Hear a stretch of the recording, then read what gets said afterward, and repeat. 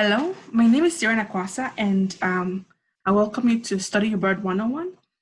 I am the student assistant with Trio Talent Search, and I was able to study abroad last year in 2019, in the winter, in Argentina. It was actually the summer there, so I got to escape the cold. But I'm here today to share with you my experience studying abroad and how you can also study abroad um, on pretty much next to nothing in terms of cost. Okay, so Study Abroad 101. Let's jump into it. So today's discussion, we're going to be talking about, what study abroad is and who can study abroad, why you should do it, how to afford it, and, what to do when you return. And I'll share a couple of pictures and videos I was able to take as memories and mementos during my travels. Okay, so what is study abroad? Study abroad is basically, going to study abroad pretty much. So it's an amazing opportunity to travel, see the world, and learn about a new culture or a language while earning college credit. And a lot of times you're able to pay for your travels with financial aid because you are taking classes. So if you're interested in traveling, if you're interested in broadening your experiences, studying abroad is definitely good. A good opportunity. So typically you go for a couple of weeks up to a year. Some programs run up to a year, and you take a class or a couple of classes, and you earn college credit. And when you return, those credits transfer to your credits back home. Okay. So who can study abroad? You can definitely study abroad just like I did. So this is a picture of me in Buenos Aires.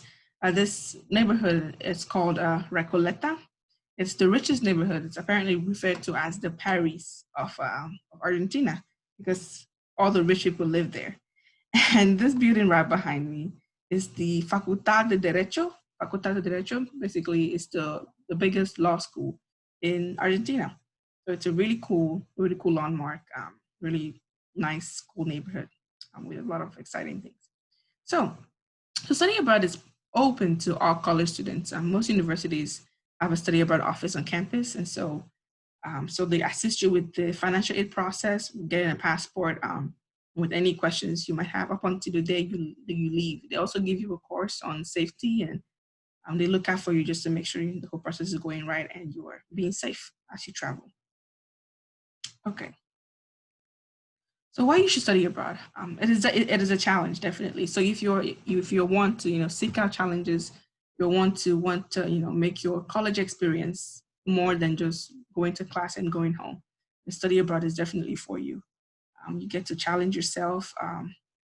It is not an easy process. There are unique challenges. You might experience a variety of things, and yes, it's definitely stepping out of your comfort zone, but it is worthwhile. And when you return, you can definitely say, "I traveled abroad by myself."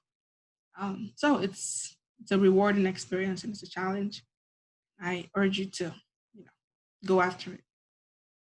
Okay.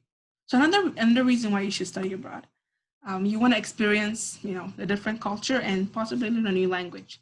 So I am originally from Nigeria, and I promise you, all my life as a child growing up, I never thought I would speak Spanish one day, but I do speak Spanish now. And my study abroad experience really helped me to solidify, my knowledge in that language, my proficiency. So it's a huge opportunity to, if you're learning a language, you can study abroad in a country that speaks that language, like I did, and you get to practice your speaking skills with the locals, and you also get to learn the culture behind that language you speak. So your proficiency is better informed by your experience having lived in the culture for a little bit. um, and if you're just going for the culture, for the food, for the people, that is also a plus. You get to live this enriching experience and speak with locals and develop your language skills and make friends all halfway across the globe. It's amazing. So if you want to seek experiences, it is definitely a good opportunity. Okay, so career opportunities. Learning abroad helps you learn, a new language, appreciate other cultures, and overcome the challenge of living in a different country. And so that gives you a better understanding of the world, at least the world you visited. And let's say, for example, like in my case, I will be working in healthcare. When I do, work with patients that speak Spanish, I'm able to communicate with them because I obviously have, learned the language and express a little bit of the culture. So it shortens that divide between me and my patient as a medical doctor. And it goes beyond, just medicine, whatever career field you're in. If you can speak another language or you understand a different culture, it makes your career that much smoother. It makes it easier for you to get jobs. You stand out in the hiring process. So there's definitely a lot of perks to studying abroad. So yeah, definitely keep that in mind. And another reason is to be global ambassadors, because we all share a world regardless of our cultures. So studying abroad is a chance to promote global understanding between your home country and the international communities you study in. So there you can help dispel misconceptions about other countries and have a chance to share your culture with others. You can make new friends and learn about new cultures, teach other people about U.S. cultures, and just strengthen intercultural communication and leadership skills. So it's a really good way to meet people and just be a global citizen. Citizen of the world. So here are some pictures during my stay there. The one at the top right is a friend of mine from Germany that I made in Argentina. She actually speaks 5 European languages, so all the major European languages, including Latin. Yeah, she's learning everything. It's really amazing. So that's her right there. And we were sitting on the lawn right in front of the Casa Rosada, technically the White House of Argentina, and we're having a picnic right after class. It was really fun. And I just took this picture of her. And then right here is Aya, my friend. She fell asleep on one of our trips. So I took a picture of her sleeping. She didn't find it really funny, but I thought it was funny. And right here is I am a teacher, my Spanish teacher, and I think this was our last day. And I was giving her a hug. I was really sad, regardless of my smile. She was so amazing, and she had so many stories, so many opinions, political opinions about everything, and she wasn't afraid to let you know what she was thinking. Really inspiring. So yeah, we just took this picture, and then this right here was me. I got a caricature done. I saw this man doing caricatures. And I was like, I want that. And so I walked up to him and yeah, he drew me. So yeah, it was it was really fun. Okay, so types of study abroad programs. So there are 3 different types that I've encountered. The first one is an affiliate program. So this is typically set up with your university and a different program abroad. So mine was an affiliate program with Seoul Study Abroad, and so they work hand in hand with UNT, but they are not. They're 2 different institutions and entities. And the university that I studied with in abroad was Academia Buenos Aires, and they were connected by Seoul Study Abroad. So it's a bunch of links, and so they're usually designed for U.S. students, and they're held with the university abroad that is affiliated with your school back home. Then there's an exchange program. So with the exchange programs, you have a student come in from a different country while you go to their country, and you stay at the campus and you experience full cultural immersion, and it's really good for second language acquisitions. Although you can do either of these to get your second language, but exchange programs tend to be longer than either of these 2. Then faculty-led programs are usually led by a professor at your school. And so they go abroad and they teach a class at a university, a sister university to your school. And then you'll be, so this is, if you're really scared of, I don't know why you'd be scared, but if you wanted to be around people who you were familiar with, this would be a good program for you because you would be going with students from your university as opposed to meeting people from other universities abroad. You'd be going with students from your university and a professor from your university as well. You'll just be in a different country taking a class you'd be taking, back home. Okay, so these are the 3 types. And then, so I want to study abroad, but how do I pay for it? Now, this is the $1 million question. So there are different types of ways to fund the study abroad trip. You have scholarships, loans, and personal savings. In my case, I use scholarships because I don't have money. So I use scholarships to pay for my trip, and I will talk about what scholarships I used and what loans I used. on the next slide. Okay, so breakdown of study abroad fund. I funded my trip. 33% of it was from a pretty big scholarship called the Gilman Scholarship. And keep this in mind. I'll talk about the scholarship later now. And then the UNT International Education Loan. This was also 33%. So about 65% of my trip was funded by a scholarship and a study abroad loan.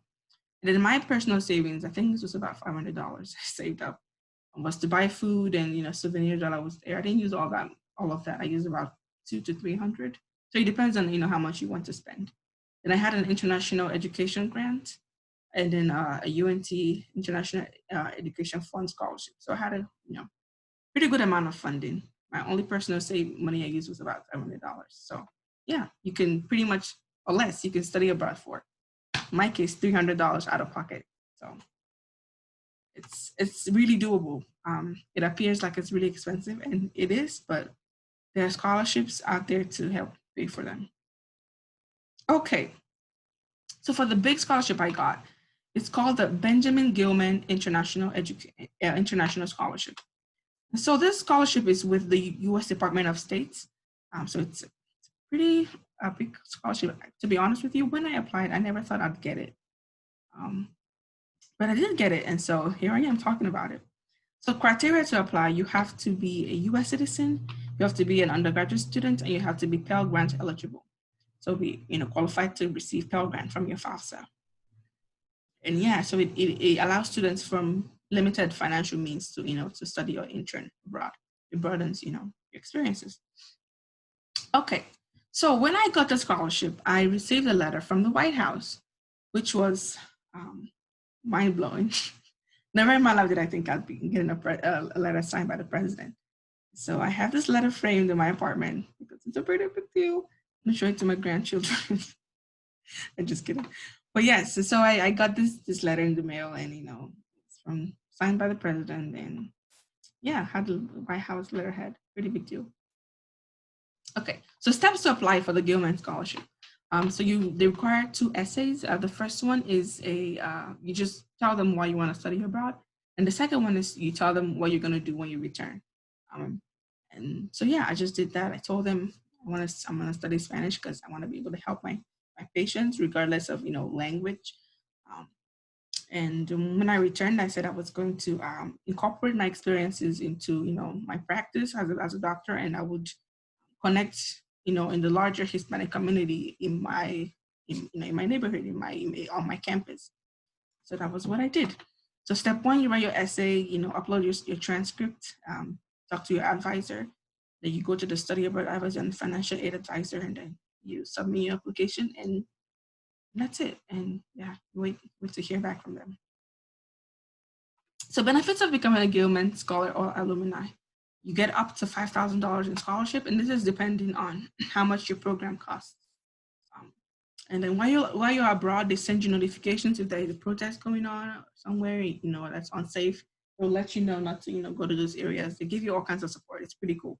And then when you return, there is something called the NCE, just like selective eligibility. So this non-competitive eligibility rather. So this is if you want to work for the federal government as a foreign officer. Is that what it's called? Yes. So this is basically consulate officers. You work in U.S. embassies abroad. You could be, an intelligence officer, an ambassador. So you basically work with the U.S. Department of State, but in different capacities. You could be working at home.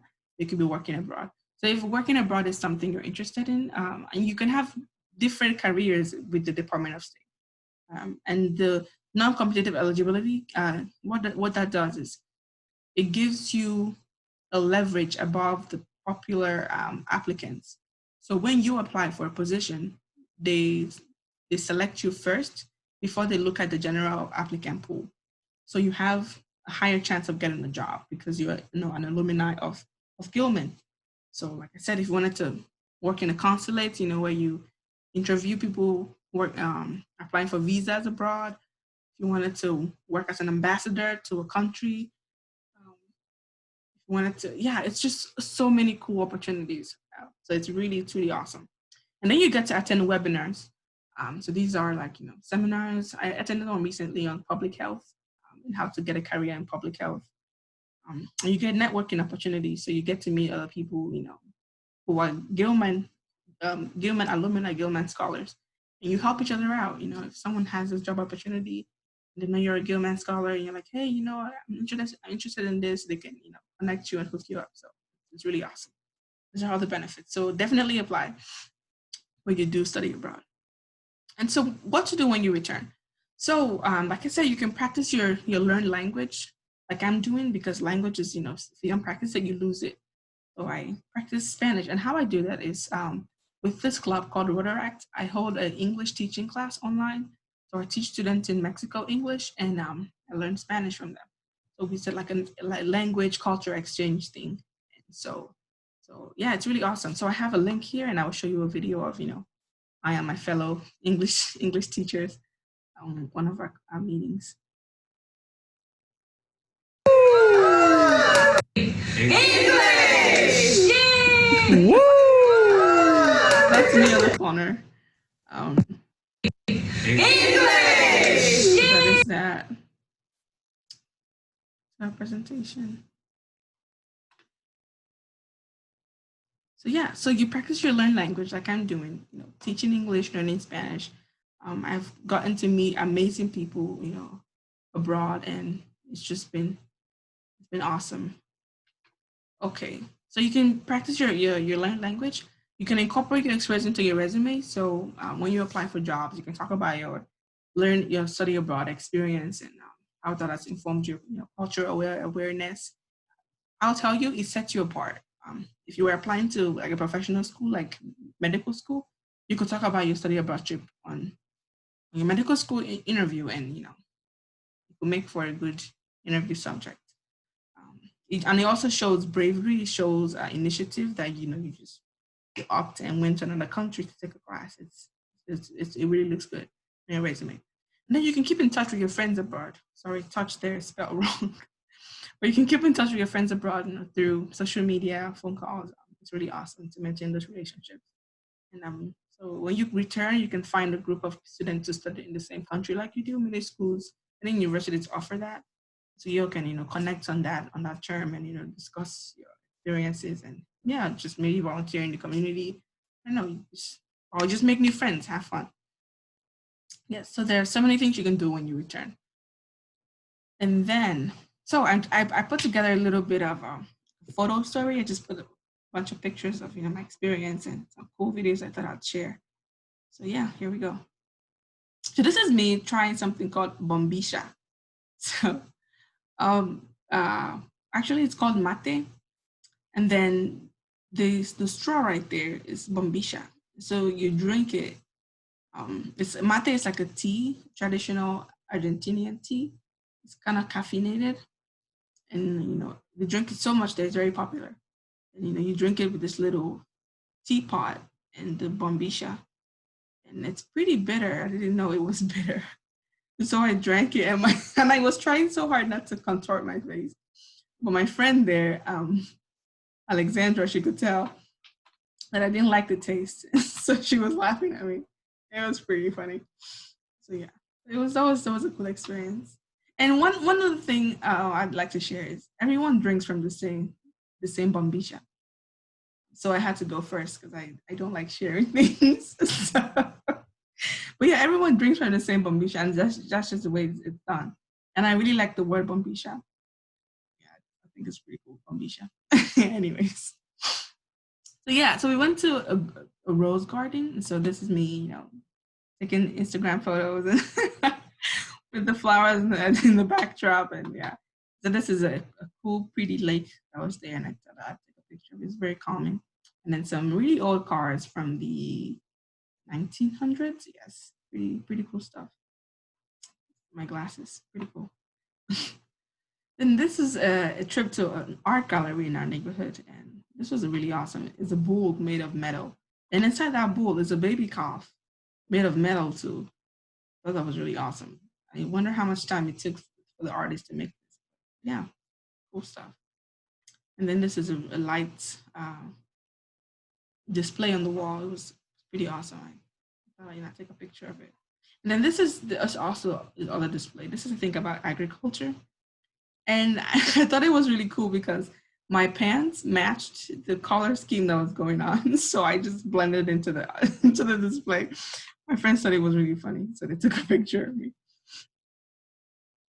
Okay, so this is from on a trip to a Guacho ranch. So Guachos are cowboys.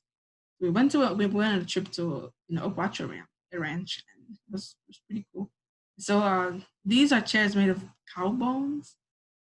Awesome stuff. We didn't sit on them. It looked well, yeah. I didn't. I didn't want to fall down. But anyways, but yeah, they were really interesting. I'm gonna go ahead and play these videos.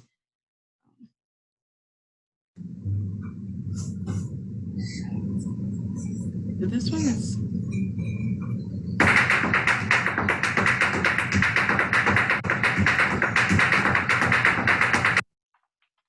Oh, yeah. Let's go back to that.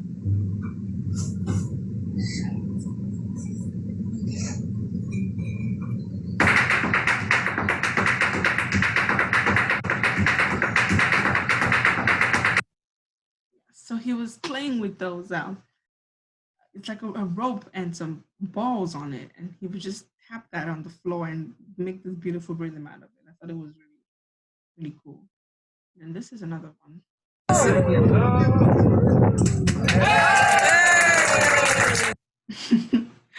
So that was a video of the guachos, the rancheros. Rancheros, is that what they call? The cowboys. They would ride horses and they would pick off rings hanging from those metal. There were some tiny rings there. Yeah, they would ride and pick those rings off. And they would give the rings to the ladies in the crowd. It's pretty funny. But yes, it was an awesome experience. And then this was some party scenes. But what is life without a little bit of party? So this was a street party that was going on. And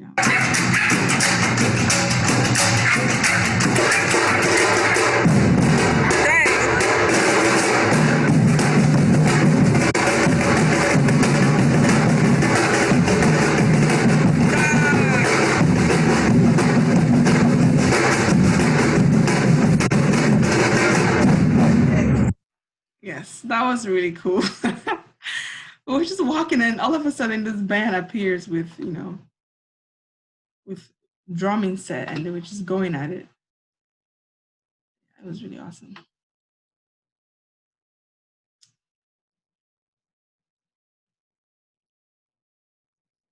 Yes. So that was the drumming video. And then this one was my host mom, Muchi, on New Year's Eve.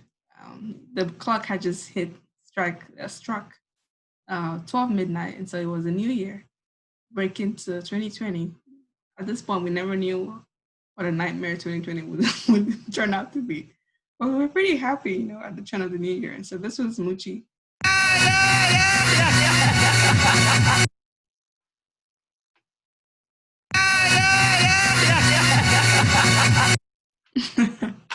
She cracked me up. Anyways, she was having fun and in her cop hat. I don't know where she got that hat from, but it was really cool seeing her just dance. Anyways, so yeah, I think that was all I had, and I just have a little message for y'all. This is ciao, which is like goodbye. That's what they say a lot in Argentina. Ciao. And so yeah, good luck, and stay curious. I really hope this presentation inspires you to consider studying abroad. And if the financial aspect of it was, a deterrent, now you know that you can definitely fund 90 to 95% of it, if not 100% of it, with financial aid, scholarships, loans. Mostly scholarships, to be honest, and a little bit of your savings. In my case, was $200. So yeah, it's definitely doable. It's an unforgettable experience. You're really young. This is the time to get out and see the world before you have bills to pay. Don't mind me. But yeah, definitely. So good luck and stay curious. And I hope you're inspired.